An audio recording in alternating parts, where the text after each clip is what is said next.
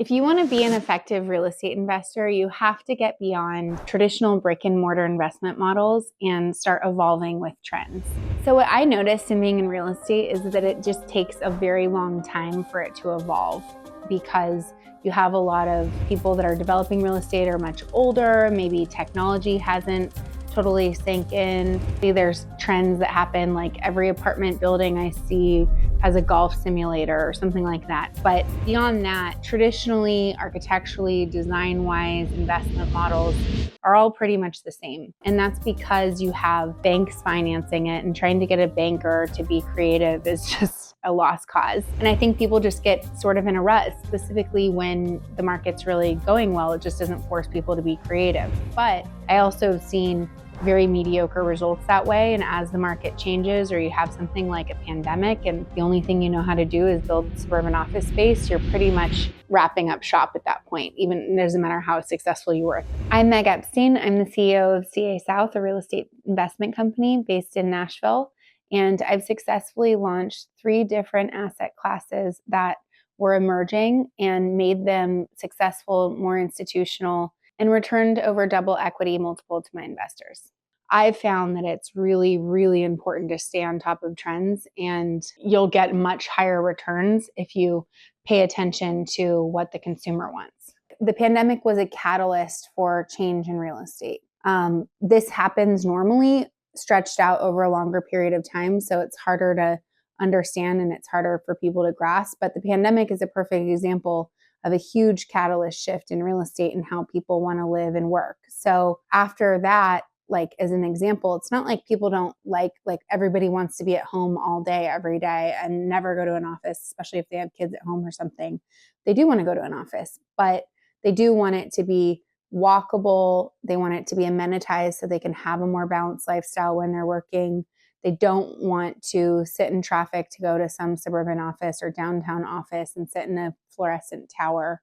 And that was just, hypersensitized by the pandemic. And so what you see is the people that have really jumped on board. There's new office going up in Nashville right now. It's just very different from what the previous supply of office was. And so that's just an example of the people that were able to evolve quickly and understand and see what was changing have still remained to do well, where some people like complete their entire business model and the way that all of their employees and team think are just wrong for what's needed and wanted anymore. So that's just kind of an example. Obviously, office is, particularly disrupted asset class, but this exists in industrial, residential, all the other asset classes as well.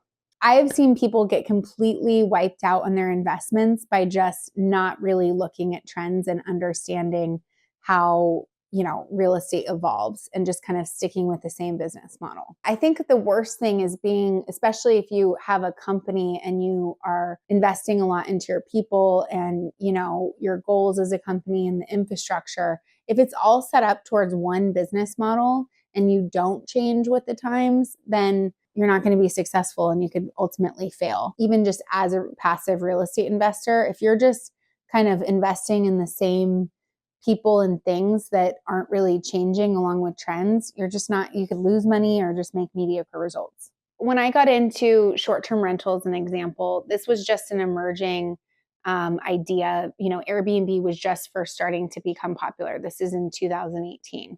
But rewind, when I lived in San Francisco, when I was like 25, I used to travel all the time. I went to Europe and Asia. And the way I was able to do that was renting out my apartment on Airbnb when I first got started, because I couldn't, and it would help supplement my rent. And I'm pretty sure it was illegal, but San Francisco, I got away with it. And it really gave me this lifestyle. Like I couldn't have afforded to go to Asia for 10 days or, London for several weeks. But I would Airbnb out my apartment. It would pay for the rent, my plane flight, and then I'd have a great trip and come home. So that was sort of like the beginning, I think, of how Airbnb went from, being like an air mattress on someone's floor that they would rent out to being a legitimate business model as it is today. So when I first got started in commercial real estate, my very first building, the agents came to me and said, well, we want to be able to Airbnb out this building. And the building was already designed, it was already ready to go. But it was a change that we pivoted like 3 months before delivery. We had to change all the legal docs. We changed the sales strategy a little bit.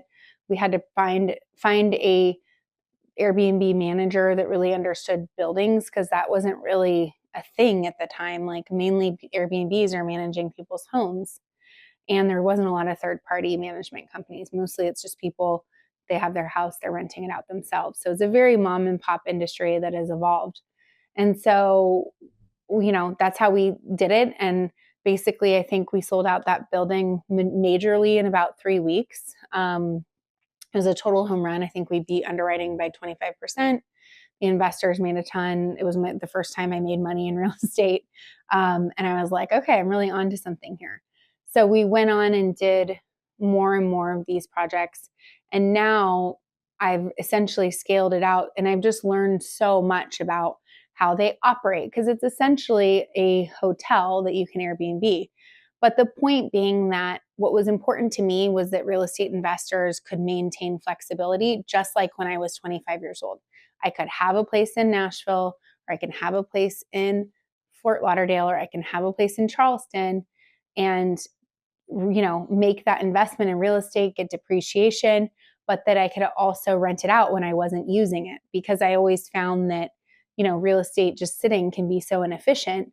But nobody wants to stay in one place the entire year. So that was sort of like part of my core ongoing thesis as like an investor.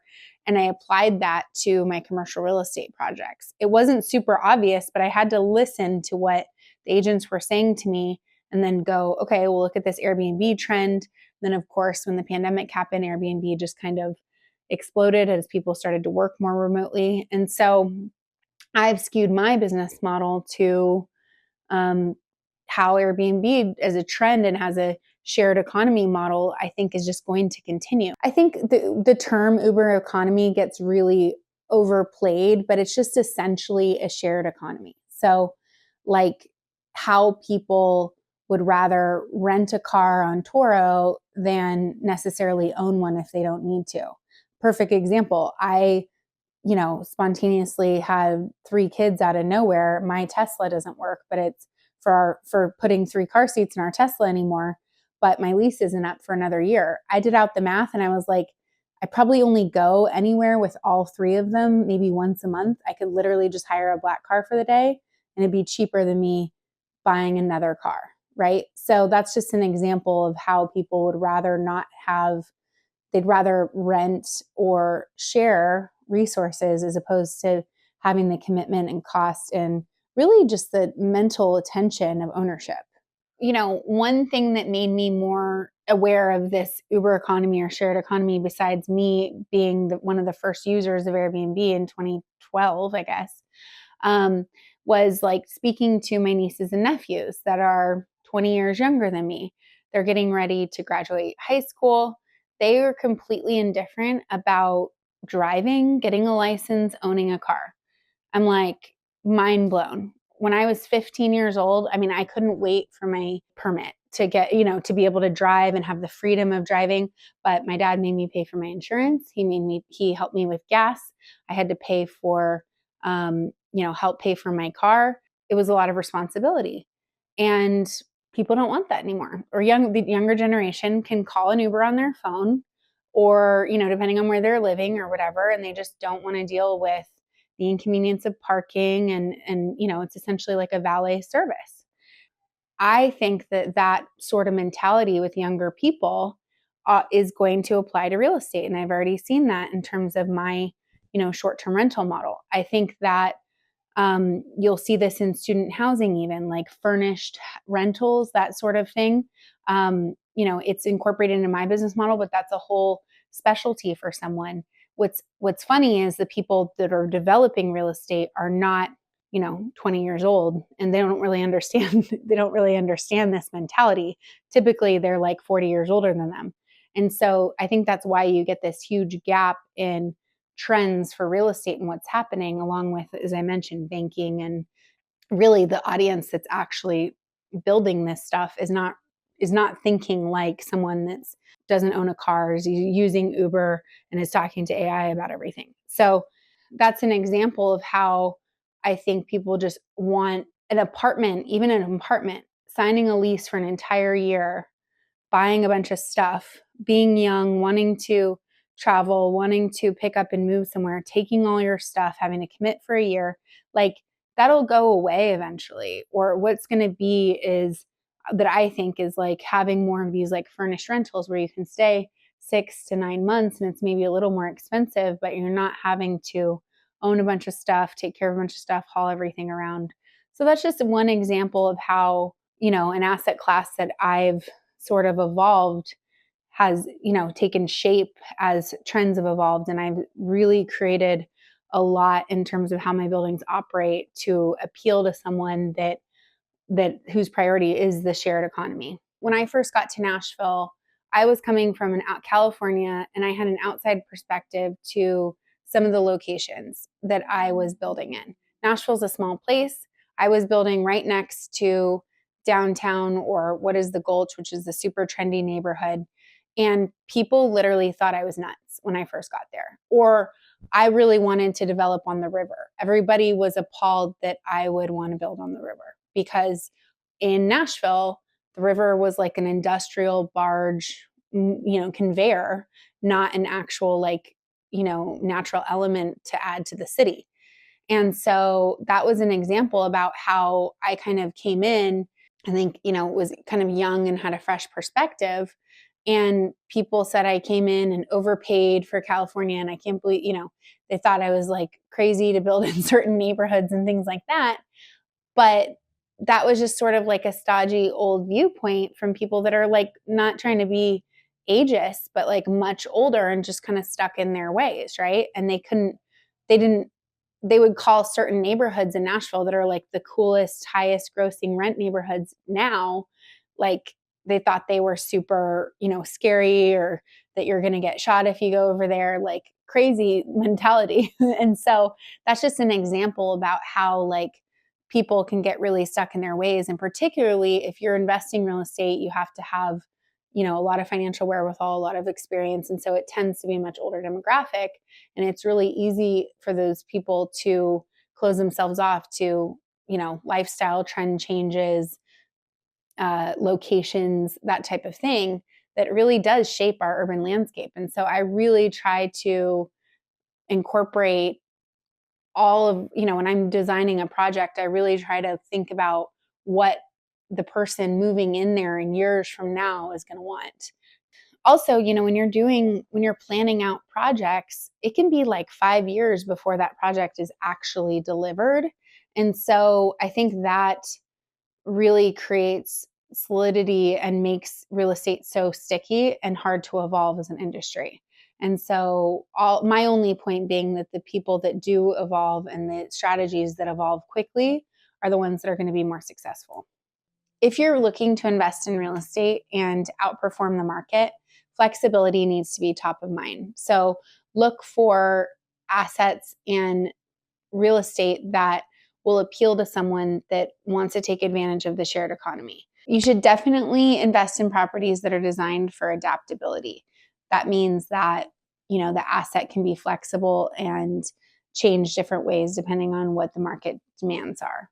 I also encourage people to not invest in funds or fund vehicles where the lockup period is over 5 to 7 years, because a lot of times if you invest in an office or industrial asset and you want to get out as the market changes, you're locked up for so long, your capital, that it can be problematic. So I would prioritize markets that are trending towards how people want to live and that aren't trending down. So as an example, the primary markets have gotten people leaving them. Chicago, California, Los Angeles, San Francisco, some in New York.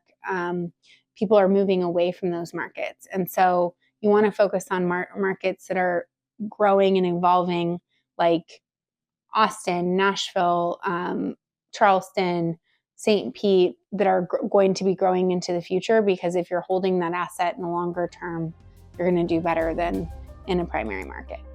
I'm Meg Epstein, and if you want more information about my journey as a real estate developer, watch this next video.